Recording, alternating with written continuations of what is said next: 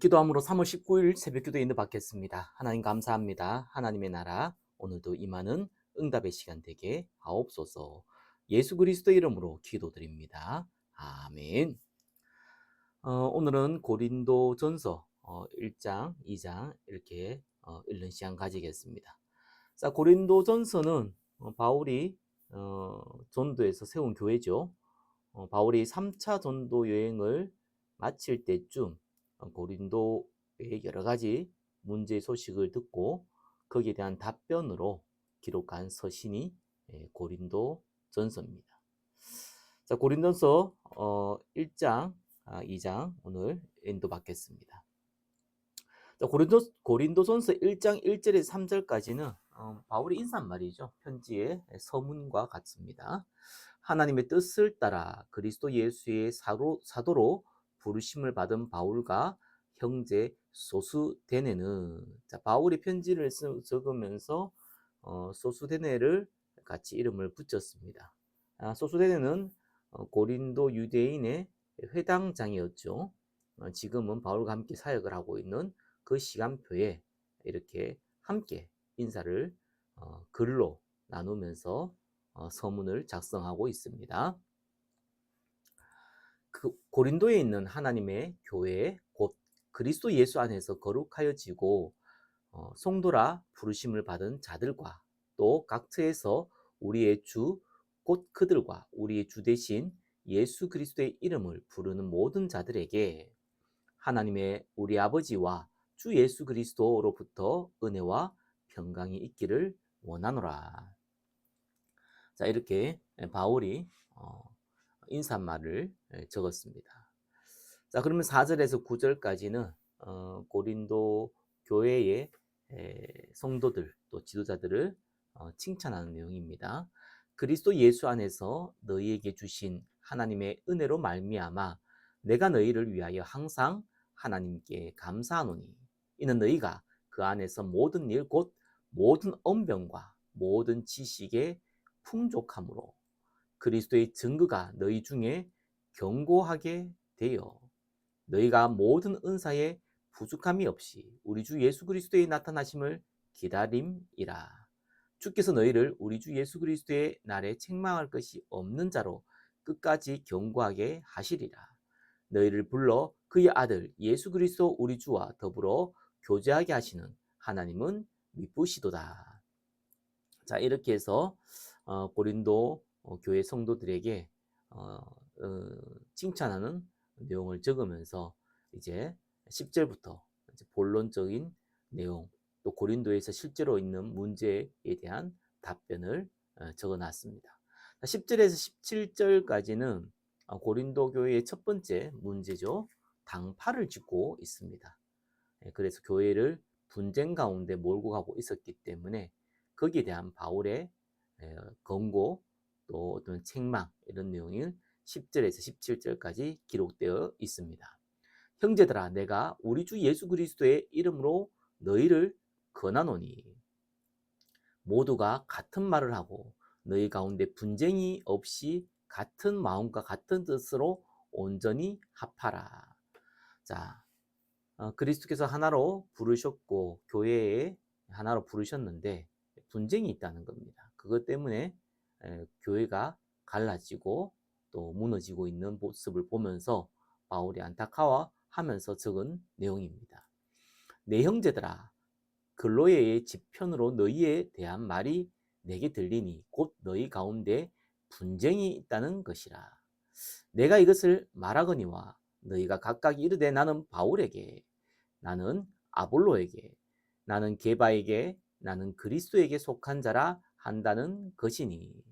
자, 교회에서는 이렇게 팔을 짚고 움직이는 일들이 오늘날에도 많죠. 그래서 중직자 중심으로 보통 이렇게 당을 짓습니다. 또 목사들은 이 교단에서 또 자기 마음에 맞는 사람과 합해서 당을 짓고 서로를 비방하고 이렇게 하는 거죠. 왜냐하면은 거기에 대해서 주도권을 잡고 싶고 또 거기에서 인정받고 싶고 또 높은 자리에 서고 싶어서 하는 사실은 불신자와 같은 행동들입니다. 그리스도께서 어찌 나뉘었느냐? 바울이 너희를 위하여 십자가에 못 박혔으며 바울의 이름으로 너희가 세례를 받았느냐? 그러니까 그리스도께서 교회의 주인은 그리스도고 그리스도의 십자가의 죽으심과 부활함으로 말미암아 모든 교회가 세워졌는데 그 안에서 무슨 팔을 나누냐는 거예요. 나는 그리스도와 가이오 외에는 너희 중에 아무에게도 내가 세례를 베풀지 아니한 것을 감사하노니. 자, 고린도 교회의 몇몇 당파의 지도자들이 자기 파의 세력을 확장하기 위하여 서로 다투어 가며 또 많은 사람들에게 이 세례를 베풀었던 걸로 추정이 됩니다. 자, 그래서 누구한테 세례를 받았냐? 자, 요걸 기준으로 당파를 지은 거죠. 세례의 본래 의미는 그리스도와 함께 죽고 그리스도와 함께 사는 것이 의미인데 그 의미는 다 잃어버리고 누구한테 세례 받았냐? 바울에게 받았냐? 게바에게 받았냐? 이런 식으로 해서 그걸 명분으로 자리 싸움 또 권력 싸움을 하는 겁니다. 이는 아무도 나의 이름으로 세례를 받았다 말하지 못하게 하려 함이라. 자, 바울은 자기가 사실 소수의 사람에게 세례를 베풀었죠. 그건 뭐 의도적인 행동이었다보다는 뒤에 나오지만 복음자한테 목적이다 보니까 세례를 사실상 베푸는 데에 집중하지 않았다는 얘기입니다. 근데 이것이 오히려 감사한 거죠. 왜냐하면은 바울을 통해 세례를 받았다 이런 팔을 만들어서 자랑하지 못하게 되었기 때문에 그렇습니다. 내가 또한 스데바나 집사람에게 세례를 베풀었고 그 외에는 다른 누구에게 세례를 베풀었는지 알지 못하노라. 그리스도께서 나를 보내심은 세례를 베풀게 하려 하심이 아니요 오직 복음을 전하게 하려 하심이로되 말의 지혜로 하지 아니함은 그리스도의 십자가가 헛되지 않게 하려 함이라. 자, 여기에서 바울이 두 가지를 얘기했죠. 바울이 세례를 막 베풀지 않았다는 것은 복음을 전하는 게 목적이다 보니까 아무래도 불신자 또 믿음이 없는 사람들에게 복음을 전하는 것이 포커스를 맞추다 보니까 어느 정도 복음 안에서 복음을 인정하고 순종하는 사람들에게 세례를 베푸는 데까지는 시간도 좀 걸리고 또 거기에 신경을 못 썼다는 얘기가 되고요.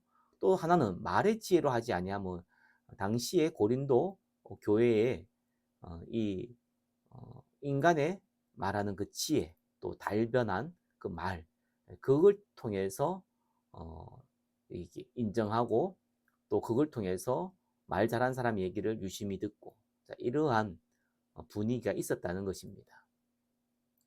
근데 바울은 지혜의 말로 하지 않았다는 거예요. 바울이 학자이고 또 말의 지혜로 얘기한다면은 그 누구도 그 누구보다도 똑똑하고 지혜의 말을 할 수 있지만 그것 때문에 그리스도의 십자가의 그 능력이 훼손되지 않도록 하기 위해 본인은 지혜의 말로 하지 않았다라고 얘기하고 있습니다. 십자가의 도가 멸망하는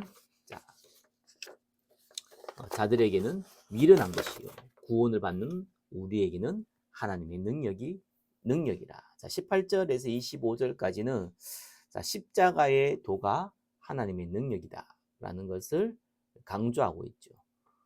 너희의 분쟁이 십자가의 능력을 가린다는 거예요. 기록된 바 내가 지혜 있는 자들의 지혜를 멸하고 총명한 자들의 총명을 폐하리라 하였으니 지혜 있는 자가 어디 있느냐? 선비가 어디 있느냐? 학자를 얘기합니다. 어디 있느냐? 이 세대의 변론가가 어디 있느냐? 변론가는 철학자를 얘기합니다. 하나님께서 이 세상의 지혜를 미련하게 하신 것이 아니냐? 세상에는 지혜 있는 자들이 많다고 얘기를 하고 있지만 그러나 하나님 볼 때에는 그들의 지혜가 미련한 것이다.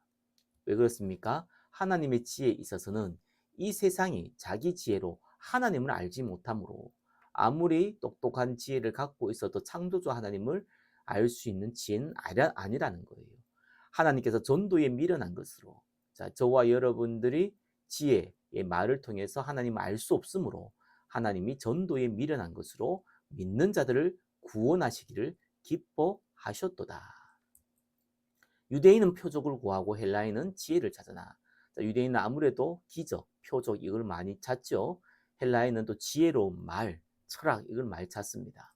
우리는 십자가에 못 박힌 그리스도를 전하니 유대인에게는 거리끼는 것이요 이방인에게는 미련한 것이로되 오직 부르심을 받은 자들에게는 유대인이나 헬라인이나 그리스도는 하나님의 능력이요 하나님의 지혜니라.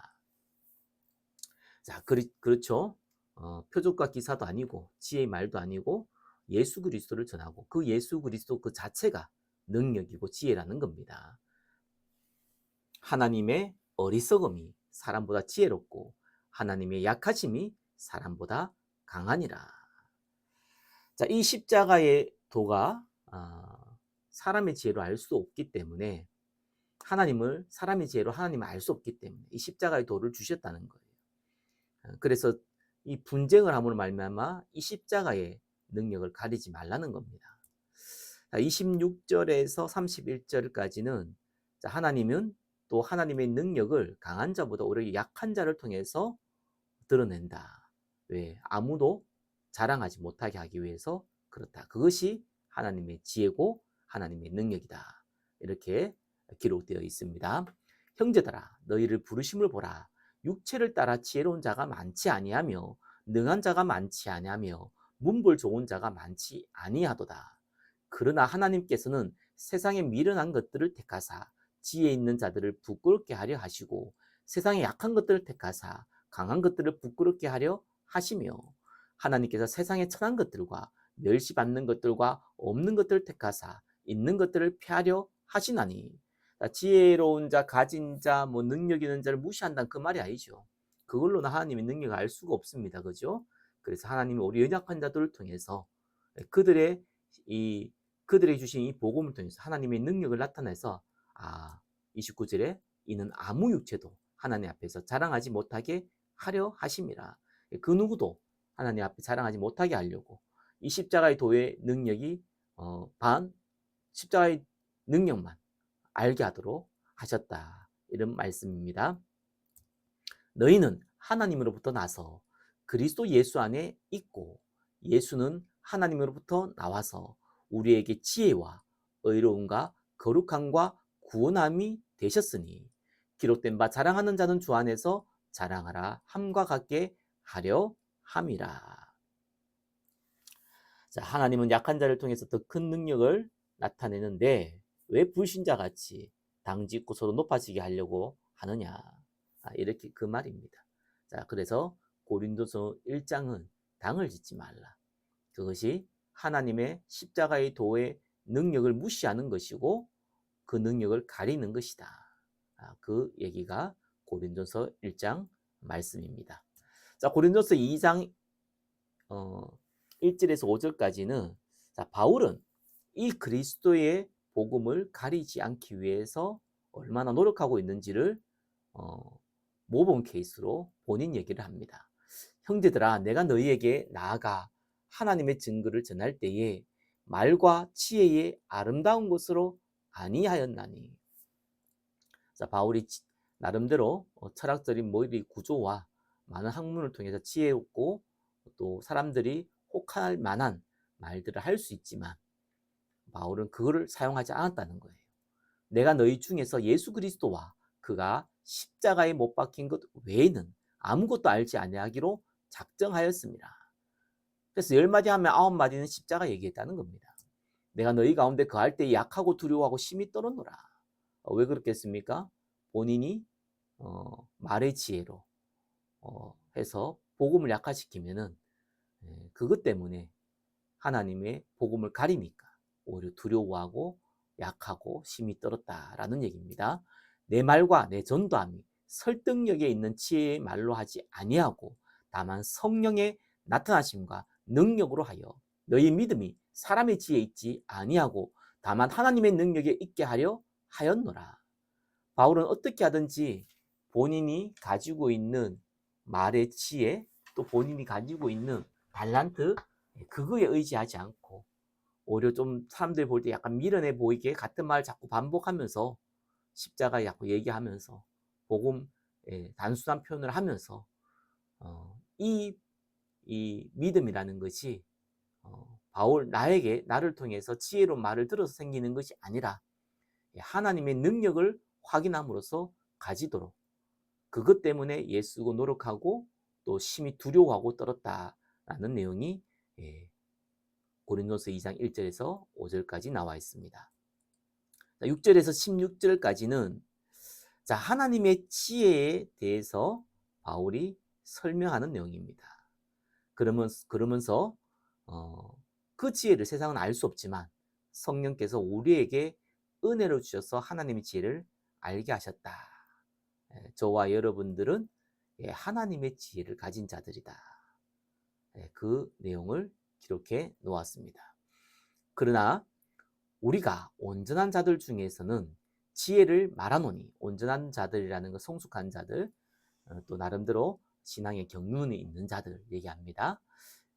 지혜를 말하노니 하나님의 지혜를 말하는 거죠. 이는 이 세상의 지혜가 아니요 또 이 세상에는 없어질 통치자들의 지혜도 아니요 오직 은밀한 가운데 있는 하나님의 지혜를 말하는 것으로 곧 감추어졌던 것인데 하나님이 우리의 영광을 위하여 만세전에 미래에 정하신 것이라.